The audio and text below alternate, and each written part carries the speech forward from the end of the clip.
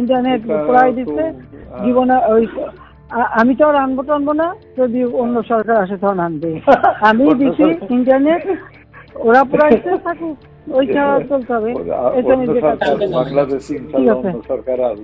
July August আন্দোলন দমনের সময় সংঘটিত মানবতা বিরোধী অপরাধের মামলায় ক্ষমতাচ্যুত প্রধানমন্ত্রী শেখ হাসিনার সাথে জাসদ নেতা হাসানুল হক ইনু, ফজলে নূর তাপস আর সাবেক ভিসির সাথে কথোপকথনের চাঞ্চল্যকর অডিও সূত্র ধরে বেরিয়ে আসছে নানা তথ্য।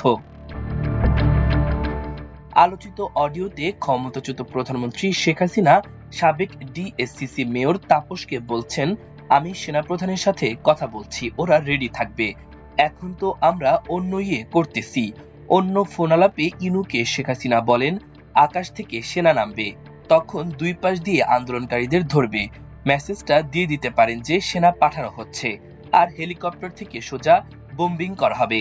আকাশ থেকে নামবে, তখন দুই পাশ দিয়ে ধরবে। আচ্ছা, মেসেজটা দিয়ে দিতে পারেন। আচ্ছা, যে সত্যি সেনা পাঠানো হচ্ছে, হ্যাঁ, হেলিকপ্টার দিয়ে সোজা বম্বিং করা হবে। এদিকে জুলাই আগস্টে কুষ্টিয়ায় গণহত্যার সাথে সরাসরি জড়িত থাকা সহ শেখ হাসিনার অন্যতম সহযোগী হিসেবে 8টি আনুষ্ঠানিক অভিযোগে হাসানুল হক ইনুকে ট্রাইব্যুনালে হাজির করার নির্দেশ দেওয়া হয়েছে। বৃহস্পতিবার ট্রাইব্যুনাল 2 এর চেয়ারম্যান বিচারপতি নজরুল ইসলাম চৌধুরী নেতৃত্বাধীন 3 সদস্যের বিচারিক প্যানেল এ আদেশ দেন। সাবেক তথ্যমন্ত্রী ও জাসদ সভাপতি ইনুকে আগামী 29 সেপ্টেম্বর ট্রাইব্যুনালে হাজিরের নির্দেশ দেওয়া হয়। এর আগে বুধবার আন্তর্জাতিক অপরাধ ট্রাইব্যুনালে 53তম সাক্ষী হিসেবে বিশেষ তদন্ত কর্মকর্তা ও আইটি বিশেষজ্ঞ হিসেবে প্রসিকিউটর তানভীর সান জোহার উপস্থাপিত অডিওগুলোতে বেরিয়ে আসে এসব চাঞ্চল্যকর তথ্য। বৃহস্পতিবার ইনুর বিরুদ্ধে আনুষ্ঠানিক অভিযোগ গঠনের শুনানিকালে 2টি অডিও আবারও শোনানো হয়, যেখানে ইনুকে শেখ হাসিনা বলেন, শনিরাখড়া এলাকায় অনেক মোল্লা ও মাদ্রাসা আছে, তাই ওই এলাকায় অনেক ঝামেলা হচ্ছে। হ্যাঁ জানি, না খালি মোল্লা না, ওখানে অনেক মাদ্রাসা আছে, ওই ব্যবস্থা নেওয়া হচ্ছে, মাইকিং করতে হচ্ছে। নারায়ণগঞ্জে ঢুকতে দিচ্ছে না আর্মিকে, আমরা 36 সেনা নামাচ্ছি। ও আচ্ছা। হাসিনা ইনুকে বলেন, ওরা ব্যারিকেড দিয়ে আছে, তো ঠিক আছে, আকাশ থেকে সেনা নামবে, তখন দুই পাশ দিয়ে ধরবে, মেসেজটা দিয়ে দিতে পারেন যে সেনা পাঠানো হচ্ছে, আর হেলিকপ্টার দিয়ে সোজা বোম্বিং করা হবে। এরপর শেখ হাসিনা জামায়াতকে শায়েস্তা করার কথা বললে ইনু হাসিনাকে জামাত শিবিরের মেরুদণ্ড ভেঙে দিতে বলেন। তখন হাসিনা বলেন, শিবির যে কয়টা আছে, যা আছে সব বের করেন।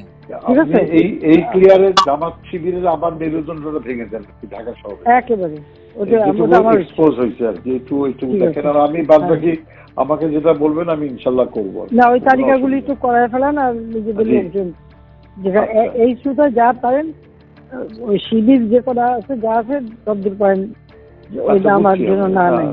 হাসানুল হক ইনু ক্ষমতাসীন 14 দলীয় জোটের অন্যতম শরিক দল জাসদের প্রধান হিসেবে ঊর্ধ্বতন অবস্থানে থেকে 18 জুলাই 2024 মিরর নাও নামক ভারতীয় একটি গণমাধ্যমে আন্দোলন দমনে এবং আন্দোলনকে ভিন্ন খাতে প্রবাহিত করার জন্য আন্দোলনকারীদের বিএনপি জামায়াত সন্ত্রাসী সাম্প্রদায়িক ট্যাগ প্রদান করে এবং তাদের বিরুদ্ধে বল প্রয়োগের উস্কানি প্রদান করে। 19 জুলাই 2024 গণভবনে তৎকালীন প্রধানমন্ত্রী শেখ হাসিনার সভাপতিত্বে এবং জাসদ প্রধান আসামি হাসানুল হক ইনুর উপস্থিতিতে 14 দলীয় জোটের সভা হয়। সেখানে কোটা সংস্কার ও বৈষম্য বিরোধী ছাত্র আন্দোলন দমনে কঠোর থেকে কঠোরতম ব্যবস্থা গ্রহণের সিদ্ধান্ত হয়। এ উদ্দেশ্য সমগ্র দেশব্যাপী সেনা মোতায়েন পূর্বক কারফিউ জারির মাধ্যমে আন্দোলনরত নিরীহ নিরস্ত্র ছাত্র জনতাকে দমনের জন্য সর্বোচ্চ বল প্রয়োগের সিদ্ধান্ত কার্যকর করার জন্য শুট অ্যাট সাইট সিদ্ধান্ত গ্রহণ করে, তা বাস্তবায়নের জন্য দেশব্যাপী সেনা মোতায়েন করে নিরীহ নিরস্ত্র আন্দোলনকারীদের দেখামাত্র গুলি করার নির্দেশ দেওয়া হয়। এছাড়া আসামি হাসানুল হক ইনু ক্ষমতাসীন 14 দলীয় জোটের অন্যতম প্রভাবশালী নেতা হিসেবে 18 জুলাই ও 20 জুলাই কুষ্টিয়া সহ 5 আগস্ট পর্যন্ত ব্যাপক গণহত্যা চালানো হয়।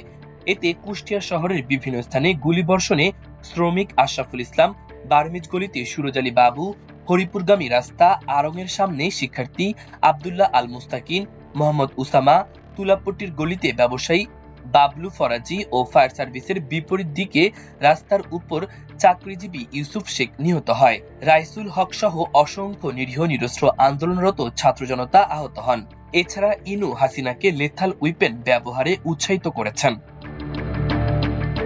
মাল্টিমিডিয়া ডেস্ক, আমার দেশ।